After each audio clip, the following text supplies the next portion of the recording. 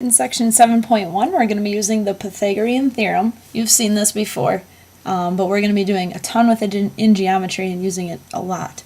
So Pythagorean theorem, of course, is good for right triangles. It's a relationship that's true for right triangles among the side lengths. Quick review of right triangles. To be a right triangle, by definition, you have to have a right angle. And then you should know that those two sides that form the right angle or are next to the right angle are called your legs. So you're thinking either adjacent to the right angle, adjacent meaning next to, or forming the right angle.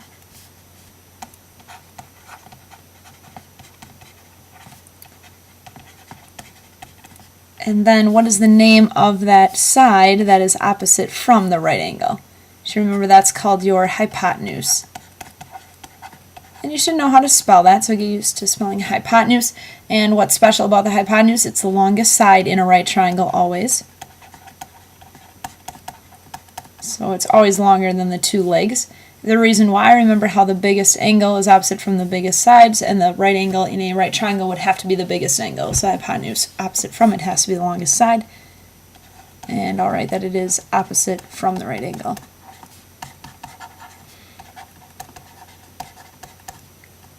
Alright, now you've seen Pythagorean theorem before. Maybe that'll help you come up with an answer to this cute little discovery problem. Let's say that these squares are made of gold, all of them, even the red one. This is a special red gold, and these are made of gold as well. And you have a choice. You're told that you can have either both of these yellow squares, which if you notice, these are the squares made off of the legs of this right triangle in here. It's the squares off of the legs. Or you can choose this red square, which is off of the hypotenuse of this right triangle. What do you choose? They're made of gold, so you're thinking, well, I want the area to be the greatest, right? And the area of these squares would be length times width, or base times height, and the sides are the same, so sides squared. You can have either both of these yellows or the one red. Now actually, maybe you know that it wouldn't matter what you'd pick. The area of this red square, the square off the hypotenuse of this right triangle, is the same as the area of these two squares off of the legs combined or added together. And I'm going to actually get rid of these and show you something underneath. As you notice, all of these unit squares are the same size. And the length of this side of this original right triangle, this leg was a length of 3 because we have 3 units there. So this square is 3 by 3, so the area is 9. And the length of this side, if you notice, is 4 units. So the square is 4 by 4. There are a total of 16 square units here. And now if you total 9 and 16, because remember how these were the two yellow squares, the total is 25 for the area. And then if you look at this hypotenuse, if you notice this is a length of 5, and the area of the square is 5 by 5, or 25. So, I wasn't messing around or tricking you. The area is the same for that square off the hypotenuse as it is the two squares together off of the legs. This is Pythagorean theorem if you think about it, because if you remember what Pythagorean theorem is or what it says, a lot of people think a squared plus b squared equals c squared. A and b are your legs, c is hypotenuse. And the reason we're saying a squared is because really, if 3 was the a value, you're doing 3 times 3, you're getting the area of 9. And if b squared, if b is 4, you're doing 4 by 4 and getting 16 for that area. C squared, hypotenuse length squared would be the area again. So really it is an application of like visually picturing the area of the squares off of the two legs and the hypotenuse. Well, here's Pythagorean theorem. In words, which you probably don't really need, but in a right triangle, the sum of the squares of the lengths of the legs equals the square of the length of the hypotenuse. We're saying the sum because you're going to add together the squares of the lengths of the legs, leg squared plus the other leg squared, and that equals the square of the length of the hypotenuse equals hypotenuse squared. This is actually the way that I prefer you to think of Pythagorean theorem, because it actually gives you a better summary of what we're talking about. That in a right triangle, one leg squared plus the other leg squared equals the hypotenuse squared. That's the way I'd prefer you to remember Pythagorean theorem. But of course, it's most commonly just said a squared plus b squared equals c squared, as long as you know that a and b are the two legs and c is your hypotenuse. We'll look at this visual proof in class.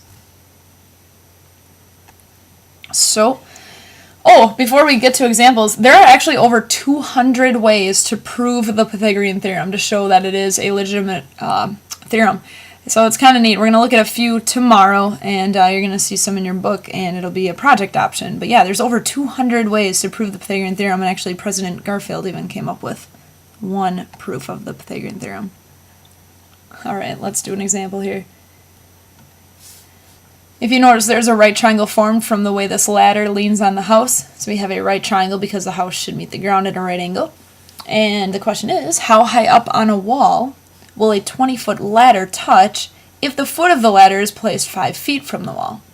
So the foot of the ladder is placed 5 feet from the wall. That must mean this is 5 feet. The ladder's 20 feet, right? It's a 20-foot ladder, so this is 20 feet here. I want to know how high up on the wall will the ladder reach. So I'm looking for this distance here, how high up on the wall. Now again, Pythagorean theorem says one leg squared plus the other leg squared equals the hypotenuse squared. I'll abbreviate hypotenuse that way. One leg. Well, 5 is one of the legs, so I'll do 5 squared. Plus, actually the other leg of this right triangle is my unknown, my x squared. Or you could put b squared or a squared. Obviously, the letter wouldn't matter.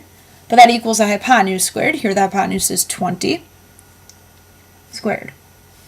And then I'll do 5 squared, and I'll get 25. Plus that x squared equals, now 20 squared is 400. Subtract 25 so that it's gone from the left. 400 minus 25 will be 375. And then, to undo square root, to undo squared, I have to take square root. So I'm doing the square root of 375, not a perfect square.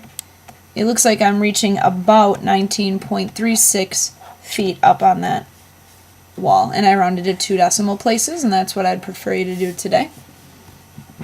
So here we were looking for one of the legs. We had one leg in the hypotenuse. Keep in mind that really we're doing hypotenuse squared minus a leg squared to get the other, and you can sort of shortcut that on your calculator if you'd like. Let's try another real-life example here. Find the length of the diagonal of this rectangular rug if the width is 12 feet and the length is 16 feet. All right, so the width is 12 feet, the length is 16 feet, and I want to know what's the measure of the diagonal here. So that's my unknown. I could call this C because I know that it's a squared plus b squared equals c squared, and c is the hypotenuse. I could call it h for hypotenuse. I could call it x, whatever you want. But realize that we should have, approximately a right angle here. So I have the 2 legs. So one leg squared, so 12 squared, plus the other leg squared, so 16 squared, equals hypotenuse squared, and that's the unknown, so that just equals x squared. 12 squared is 144. 16 squared is 256. Added together, that equals x squared. And the sum there is 400.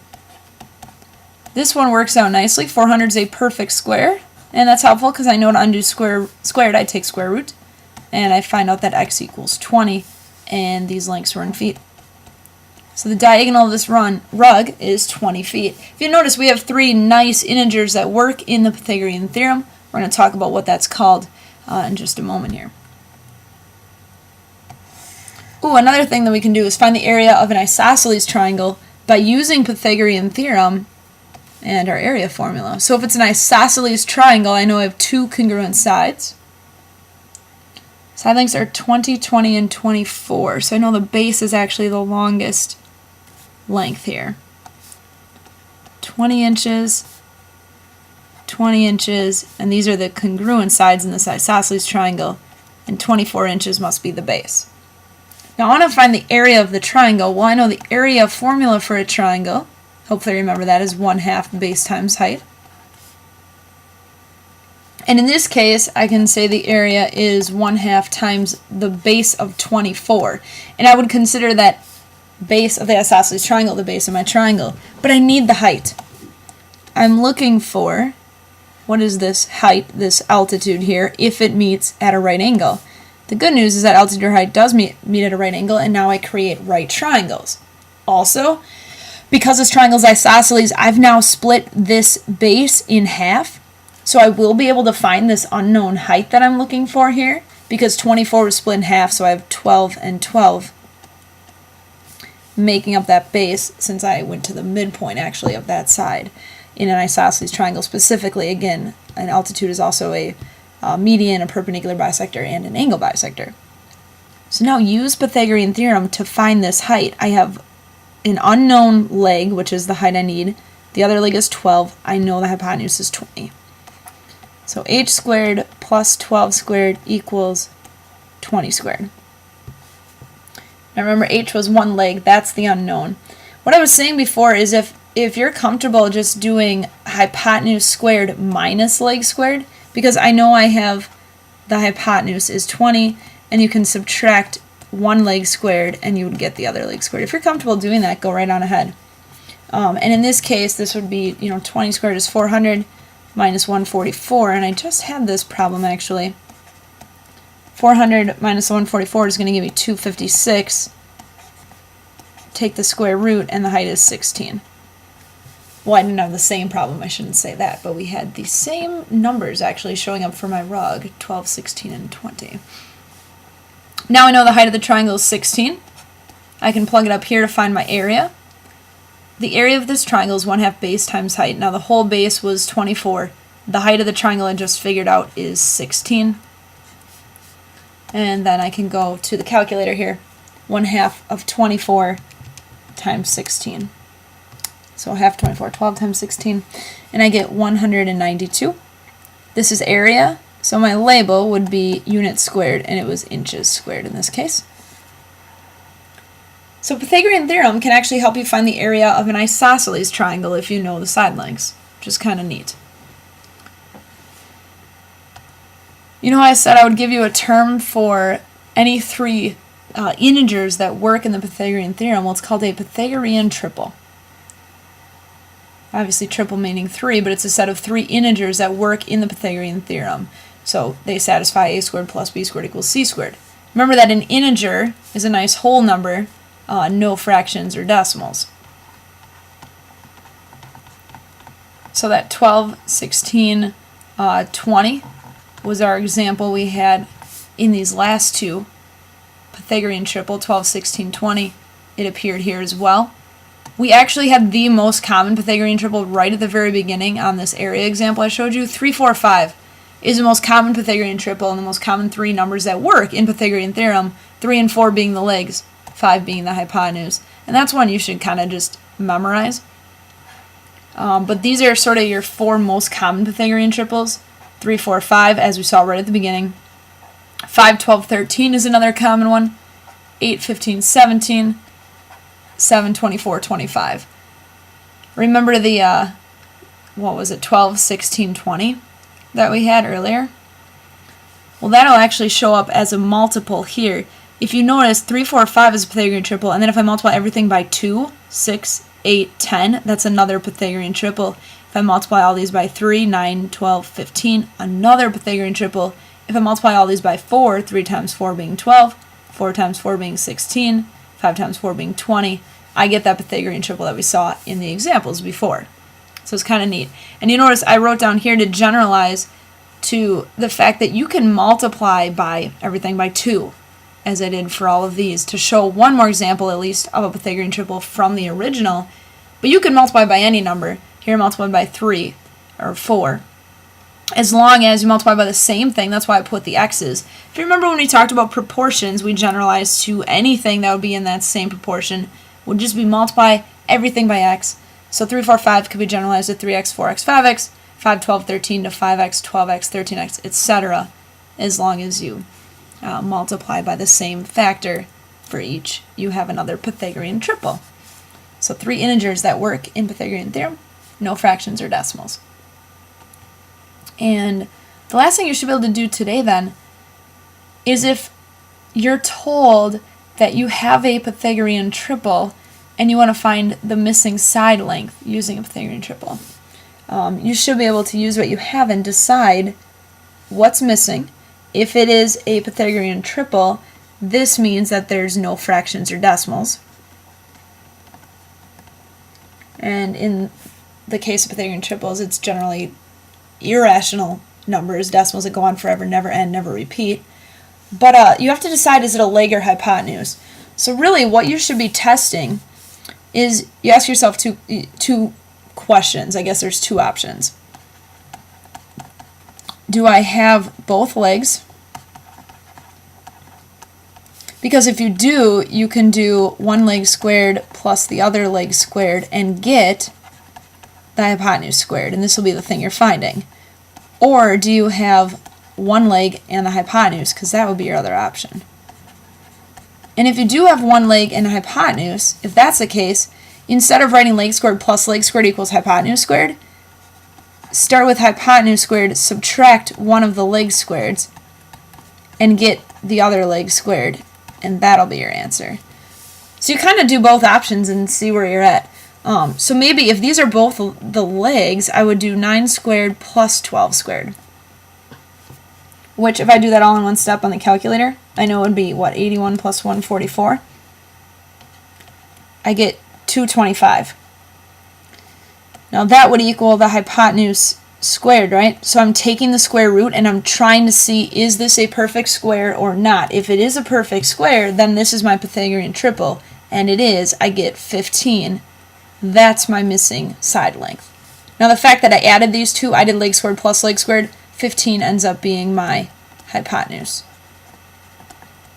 And actually, if you look back, 9, 12, 15, that came from the original 3, 4, 5. It was just multiplying those by 3. Oops. And let's try this example, 70, 250, and an unknown.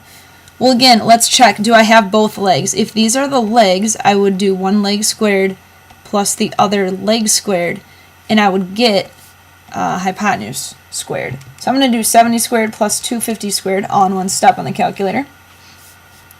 I get 67,400. Now that right now would equal hypotenuse squared, so I'm going to square root and see if this is a perfect square or not. Well, I can get a crazy decimal. It's 259.6150997. It's going to go on forever. This is not a perfect square, which means in this case, these must not be both legs. It must be the case where I have a leg and a hypotenuse. So then the biggest side, 250, must be my hypotenuse. So I'm going to take hypotenuse squared minus the one leg squared that I have, and this will equal the other leg squared. So 250 squared minus 70 squared on the calculator. I get 57,600. And right now, this equals the other leg squared. Take the square root. This better be a perfect square because it didn't work the other way.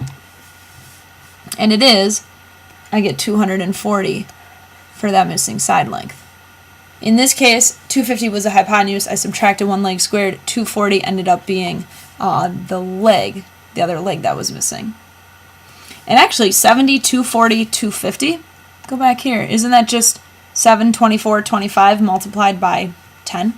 So it's that common Pythagorean triple with a factor of 10. So today, using Pythagorean theorem and right triangles, talking about Pythagorean triples as well.